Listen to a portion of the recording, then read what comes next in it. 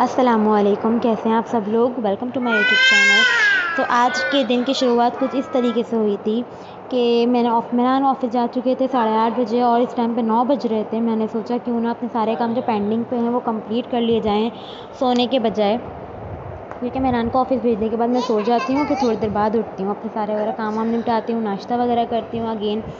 तो इस टाइम में मैं सोई नहीं थी। मैंने कहा मैं अपने सारे काम कंप्लीट कर लूँ। उस काम में सबसे मेन मेरा इम्पॉर्टेंट काम जो था, जो एज अ हाउस वाइफ हर लड़की के लिए बहुत ही ज़्यादा इम्पॉर्टेंट होता है, अपने हस्बैंड के कपड़े प्रेस करना।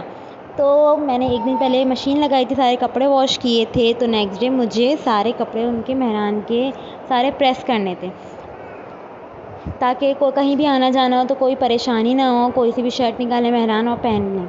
मतलब कहीं पे भी मुझे कपड़े प्रेस नहीं करने पड़ते फिर इनके, अगर मैं एक दफ़ा इकट्ठे इनके सारे कपड़े प्रेस कर देती हूँ।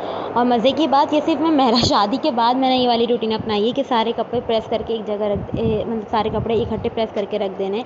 वरना शादी से पहले अरीश इतना मुझे बोलता रहता था, रुबा मेरे कपड़े प्रेस कर दो, रुबा मेरे कपड़े प्रेस कर दो, लेकिन मजाल है कि मैं उसके कपड़े प्रेस कर दूँ। मैं बोलती थी बस एक शर्ट प्रेस करूँगी, तुम तीनों की एक एक निकाल के रख दो, उसके अलावा मैं शर्ट प्रेस नहीं करूँगी।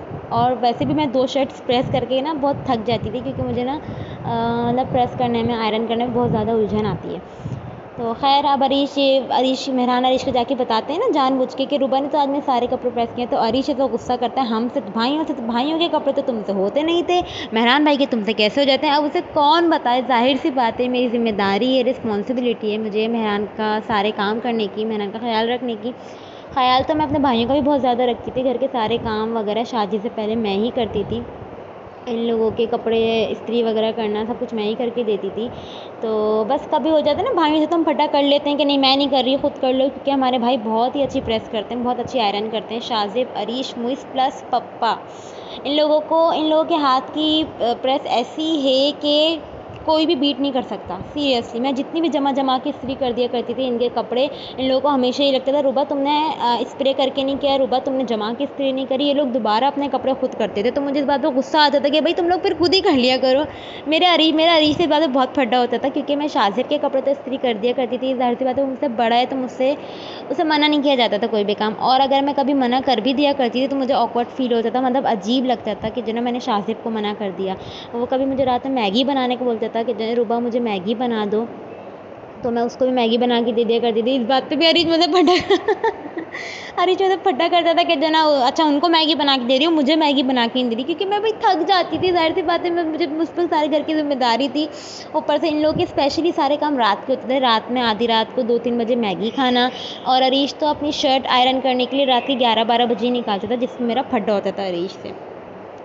तो खैर सारी शादी से पहले की बातें हैं, शादी से पहले की लाइफ अलग होती है, शादी के बाद की लाइफ अलग होती है, ये तो सब लड़कियां ही जानती होंगी। और अच्छा मुझे फड्डा ही नहीं सिर्फ अपने भाइयों से, मेरे भाइयों ने मुझे बहुत ही ज़्यादा लाड प्यार करके भी रखा है। मैं जो बोलती थी वही चीज़ मुझे फ़ौरन ला के दिया करते थे, और अगर कभी ये लोग भी नहीं लेके आते थे मैं पापा को बोल दिया करती थी। बस एक ही दफ़ा मैं पापा को बोलती थी, पापा मुझे ये चीज़ नहीं ला के दे रहे ये लोग। तो पापा बोलते थे क्या मसला हो गया, क्यों नहीं ला के दिया जा रहा। फ़ौरन फिर ये लोग एक ही आवाज़ में उठते थे और मुझे सारी चीज़ें ला के दिया करते थे। अच्छा मैं मैगी की बहुत ज़्यादा शौकीन थी, बहुत ही ज़्यादा मुझे मैगी पसंद थी। मैं रात के 3-3 4-4 बजे उठ के मैगियाँ खाती थी, जो कि मैं जानती हूँ बहुत ज़्यादा गलत होता है मैगी ज़्यादा खाना। अब तो मैं खैर मैंने बिल्कुल ही ख़त्म कर दी, जब से मेरे मतलब गॉल ब्लैडर का ऑपरेशन वगैरह हुआ है, सब कुछ मैंने ये चीज़ ख़त्म कर दी। कभी कभी मैं खा लेती हूँ मैगी, अभी भी पसंद है, बट बहुत ज़्यादा अवॉइड करती हूँ। हाँ तो मतलब मुझे बहुत ज़्यादा लाड प्यारों से ही पाला गया, क्योंकि घर में मैं सबसे लड़कियों में छोटी हूँ, मुझसे छोटे अरीश मुइज़ हैं। अरीश मुइज़ लेकिन फिर भी मुझसे बड़े भाई बन के ही रहते हैं। आपने वीडियोज़ वगैरह में देखा होगा, मुझ पे एकदम ज़ोर से मुझे बोलते हैं कि रुबा ये करो, रुबा वो करो। तो मैं भी मतलब एक होता है ना बिल्कुल हम वैसे हैं, लेकिन फिर भी उनका रोब मुझ पर ज़्यादा है, मुझे ऐसा लगता है, और बाकी सबको भी लगता है यही। तो बहुत अच्छी थी मेरी शादी से पहले की लाइफ, बहुत ही खूबसूरत थी। शादी के बाद की लाइफ भी मेरी बहुत ज़्यादा खूबसूरत है, और पहले की भी बहुत मज़ेदार थी। मेरे बहनोइयों ने मुझे इतना ज़्यादा पैम्पर्ड करके रखा हुआ था। कहीं पे भी जा रहे हैं रुबा तुम हमारे साथ चलो, कहीं पे भी कुछ खा रहे हैं तो मेरे लिए लेकर आते थे। हर चीज़ में बहुत ही मैं होता ना एक नहीं रुबा के लिए करना है, रुबा के लिए करना है। हीरा हो, निदाबाजी हो, मेरी अम्मी हो, पापा, मैं कुछ भी बोलती थी, मतलब मुझे कहीं पे ईच एंड एवरीथिंग, अगर मुझे कहीं जाना होता था तो मैं परमिशन नहीं लेती थी। मैं बस बताती थी पापा मुझे यहाँ जाना है, मुझे इतने मतलब मैं इतने टाइम में आ जाऊँगी या कुछ भी। अब या पापा तो काम पे होते थे अपने, अब पापा को बस पता लग जाया करता था। मुझे कभी मतलब किसी चीज़ की रोक टोक भी नहीं हुई कभी भी। हाँ हाँ, हीरा को हुई है और हीरा इस बात पे गुस्सा भी करती थी कि अच्छा उस पे तो कोई रोक टोक ही नहीं लगाता, कोई कुछ भी नहीं बोलता, और मुझ पे सारी रोक टोकें थी कि मैं यहाँ नहीं जाऊँ, मैं वहाँ नहीं जाऊँ, ये नहीं करूँ, वो नहीं करूँ, और रूबा पे कोई कुछ भी नहीं बोलता। मैंने अच्छी अपनी यूनिवर्सिटी लाइफ भी इंजॉय की है, मैंने अपनी कॉलेज लाइफ इंजॉय की है, मैंने अपना कोचिंग इंस्टीट्यूट, दोस्तों के साथ इधर उधर जाना, हर चीज़। तो बातें करते काम हो चुका था और इरहा भी उठ गई थी। मैं इरहा को अम्मी को देने जा रही थी ताकि मैं अपने बाकी के काम निपटा लूँ। ये बहुत माशाल्लाह अच्छे मूड में उठती हैं, बहुत जॉली मूड होता है इरहा का जब ये उठती हैं। तो मैं इसको नीचे देने जा रही थी कि भाई अम्मी अभी आप इसको रख लें ताकि मैं अपने काम निपटा लूँ। तो मैं नीचे गई तो मैंने देखा अम्मी ख़ुद काम में लगी हुई थी। अम्मी बिरयानी बना रही थी और अम्मी ने आलू की कतली भी बना रही थी और अम्मी को कस्टर्ड भी बनाना था। तो मैंने कहा था अम्मी मैं बना दूँगी, लेकिन अम्मी ने बोला नहीं आज ना, मतलब सुभान जो है, सुभान मेरे जेठ का नाम है, तो वो कह रहे थे अम्मी आप भी बनाना अपने हाथ का। ज़ाहिर सी बात है बच्चों को अपने माँ के हाथ का जायका अलग ही लगता है। तो वो कह रही थी नहीं रुबा आज मैं बनाऊँगी, आज तुम नहीं बनाना। तो फिर मैं वापस ऊपर आ गई थी, मेरे कपड़े वगैरह सब प्रेस हो गए थे। ये देख रही हैं आप इतनी सारी शर्ट्स।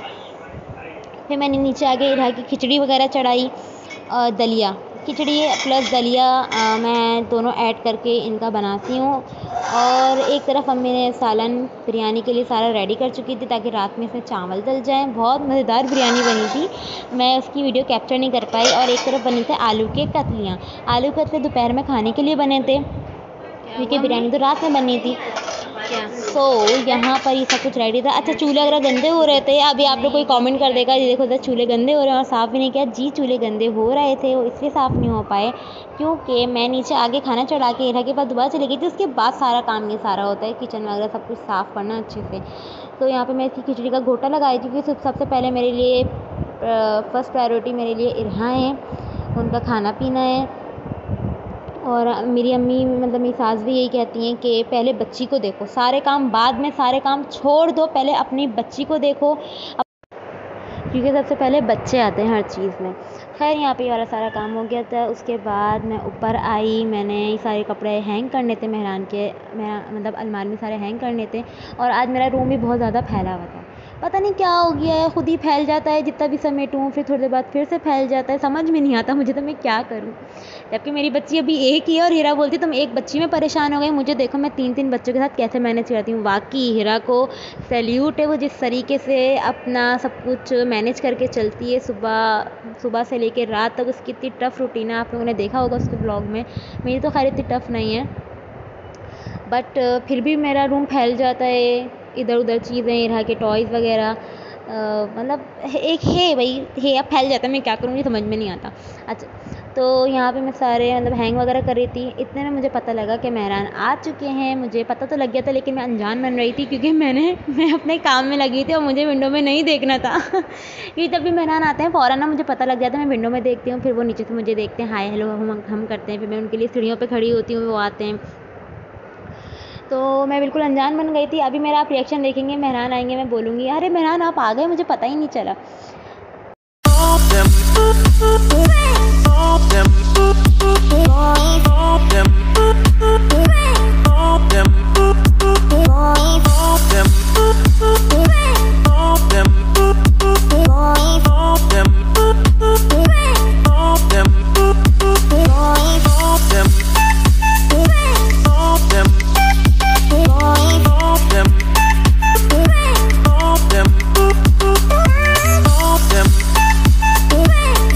them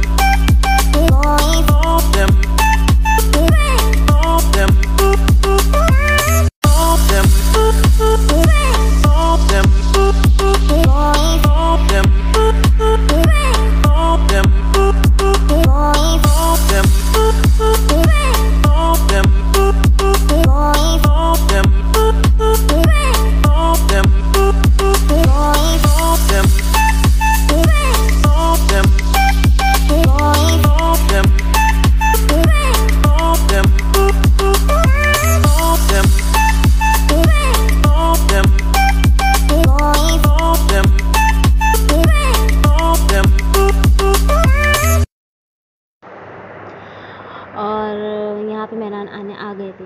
अभी मैं पलटूँगी, देखिएगा आप लोग। और यहाँ पे मेहमान आ गए थे, इरा के साथ खेलने लग गए थे और मैं फिर भी अपने काम में ही लगी हुई थी।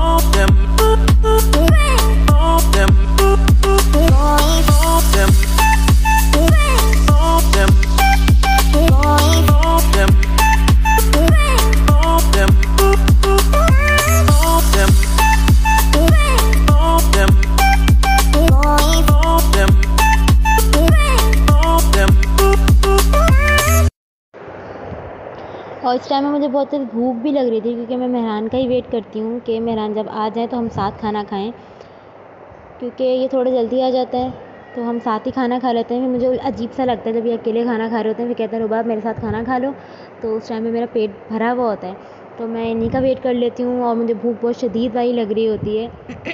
अब मैं थक गई थी, मैं पानी पी रही थी और मुझे एकदम से याद आया कि मैं पंजीरी ही खा लूँ। मेरी सास ने मुझे पंजीरी बना के दी, वो मैंने अब तक ख़त्म नहीं की। मुझे रोज़ डांट पड़ती है, रोज़। और रोज़ मेरी सास मुझसे पूछती हैं पंजीरी खाई तुमने? मैं कहती हूँ जी अम्मी खा ली।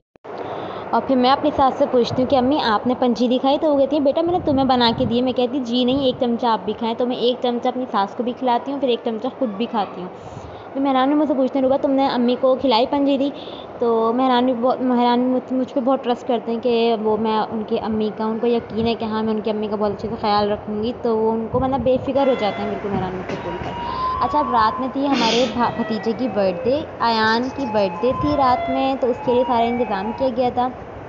ये शाल है। अयान अब तक मेरा मतलब 1.5 साल हो गए शादी को, लेकिन अब तक ये मुझसे फ्रैंक नहीं हुआ, पता नहीं क्या, जबकि मेरे पास मेरे रूम में ऊपर इतना देर तक बैठा रहता है बिला वजह ना मुझसे, लेकिन बात नहीं करेगा। खामोश मोहब्बत नहीं होती, मुझे लगता है इसका मुझसे वो है। तो यहाँ पे इसकी बर्थडे थी, हम इसके लिए जो गिफ्ट लेके आए थे अयान इसी के लिए था। यहाँ पे हम सब बर्थडे सेलिब्रेट कर रहे थे, मेरी सास, ससुर, मेरी जेठानी, मेरा देवर, मेहरान वीडियो कैप्चर कर रहे थे। तो मेहरान आपको शो नहीं हो रहे होंगे यहाँ पर।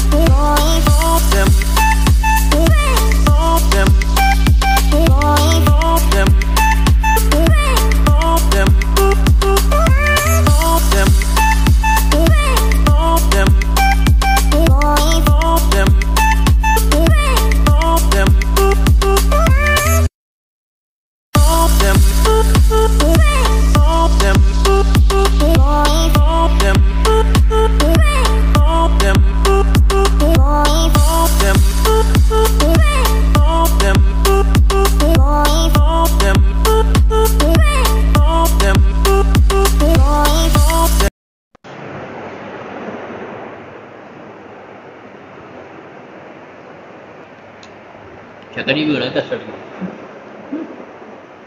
वो लेकर आना क्या स्पून। हाँ नहीं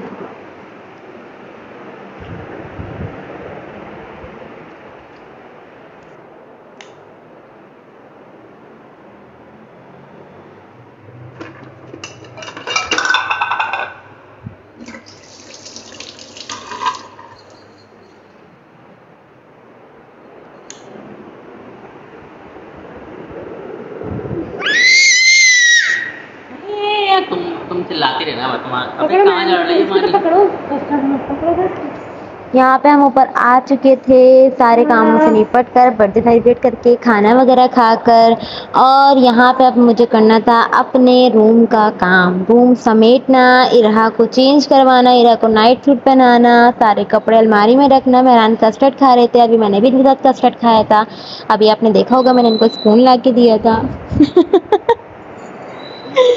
और यहाँ पे मैं बिला वजह की वीडियो बनाने जा रही थी मुझे। हाँ, अब मैं खोलूँगी अलमारी, अब मैं निकालूँगी इरहा का नाइट ड्रेस जो मैंने लिया था बहुत ही दिल से, और मैं इरहा को change करवाऊँगी।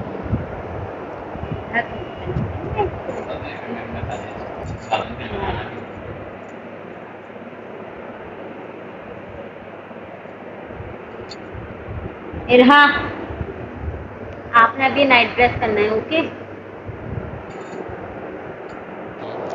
So mission has been completed. यहाँ पे मैंने इरहा को तैयार करके सुला दिया था और मेरा रूम इतना फैला हुआ था कि मुझे खुद उलझन आ रही थी कि मैं लेटूं समेटूं क्या करूं, क्योंकि ज़रा सी भी खटकन होती, कोई आवाज़ होती रूम समेटते हुए तो इरहा उठ जाती और सारा काम ये भी रह जाता। यहाँ इनके डंबल्स पड़े हुए एक्सरसाइज करने के, यहाँ इनका कस्टर्ड का प्याला, बॉल, यहाँ पता नहीं क्या हर चीज़ फैला के रखते हैं। सॉक्स उतारेंगे तो यहीं फेंक देंगे, डंबल एक्सरसाइज करेंगे तो यहीं रख देंगे, शर्ट चेंज करेंगे तो यूँ ही बेड पे फेंक देंगे।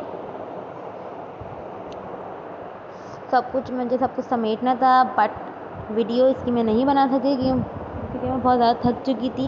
अब बस मैंने लाफिस करना था, उसके बाद मैंने समेटा, सब कुछ किया, उसके बाद मैं जाकर सो गई। सो अल्लाह हाफिज़। और मेरी वीडियो को लाइक कीजिए, शेयर कीजिए, सपोर्ट कीजिए, मेरे चैनल को लाजमी सब्सक्राइब कीजिए। Thank you. अल्लाह हाफिज़।